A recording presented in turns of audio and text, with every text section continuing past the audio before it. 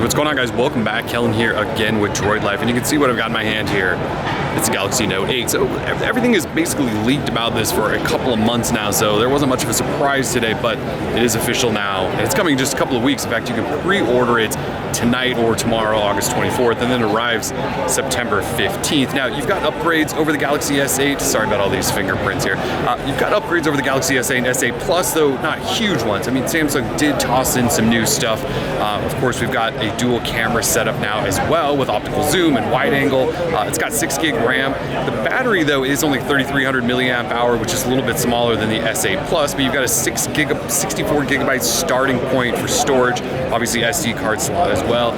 Display slightly bigger, 6.3 inch Quad HD Super AMOLED. It is an infinity display, so it does take up the entire front of the device. Of course, this is a Note 8 device, so you've got an S Pen down here on the bottom. You can pop that out. It's got some improved functionality as well.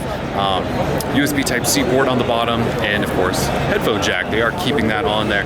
Continue taking this tour, though. You've got a power button over here on the right side, familiar slot, exactly where it is on the S8 and S8 Plus. On this left side, you do have your volume rocker, and then, of course, you have a Bixby button, because Bixby is back, and it's going to be back for a long, long time. Up top here, though, SD card slot and SIM tray up there, so nano SIM and SIM tray. So, oh, I forgot to point out the fingerprint reader here on the back is about in as awkward of a position as you would expect. So if you're holding the phone, reaching that thing, especially being a larger device like this, is not the easiest thing. But look, if you use an S8 or an S8 Plus, you know exactly how that works. There's also a heart rate monitor up there as well. So if we dive in, though, let's just look at some of the software. So the Galaxy Note 8 obviously running Samsung's newest version of their, well, we call it TouchWiz, but I think it has a more official name than that now. This phone is running 7.1.1, so an upgrade again over the Galaxy S8 and S8 Plus. It is not running Oreo yet. Obviously, that was just announced a couple of days ago, so it's not there yet.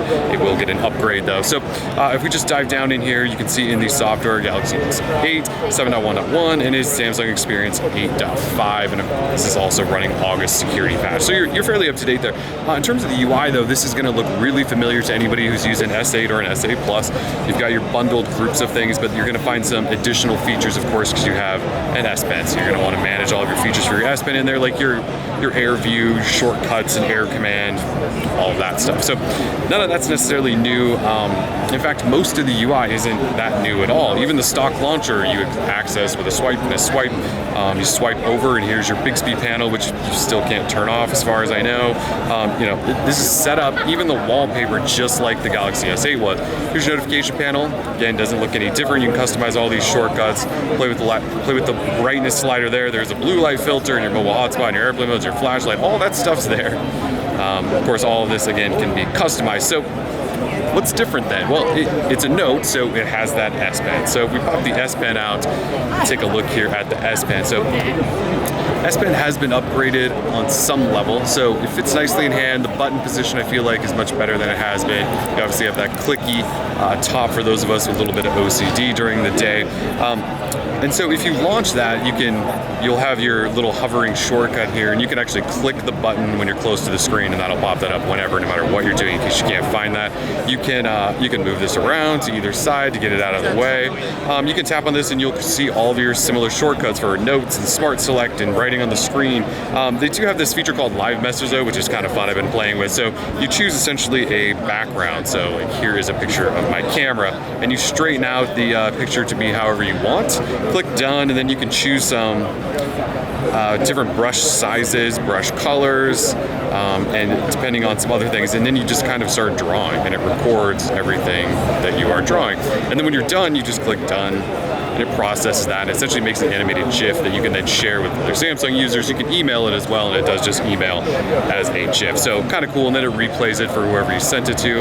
Just one of those fun little tricks they're doing with the S Pen. So you can obviously customize all of this stuff. A lot of this stuff, again, isn't super new, but it has been upgraded, and again, you can choose app shortcuts and customize all of this stuff. So that is the new S Pen. Outside of that, you do have, because this is an infinity display with an edge, you do have your Samsung Edge panel there, and you can customize all this stuff.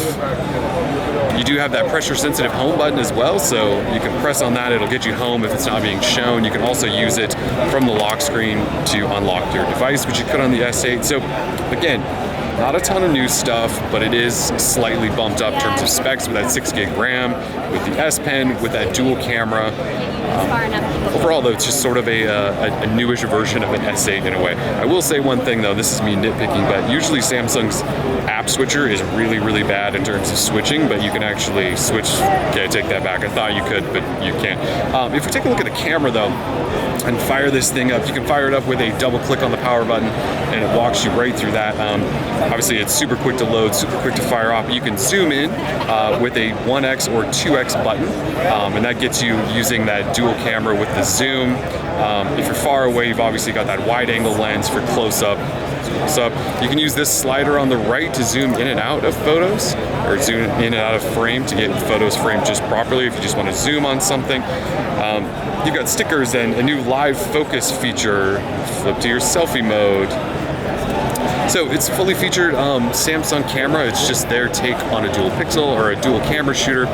It seems pretty good so far. I mean, we wouldn't expect anything less from Samsung. They do make some of the best cameras. So anyways, just a brief overview of the Galaxy Note 8. Obviously, we'll have one in-house shortly for review, and we will dive into all of it.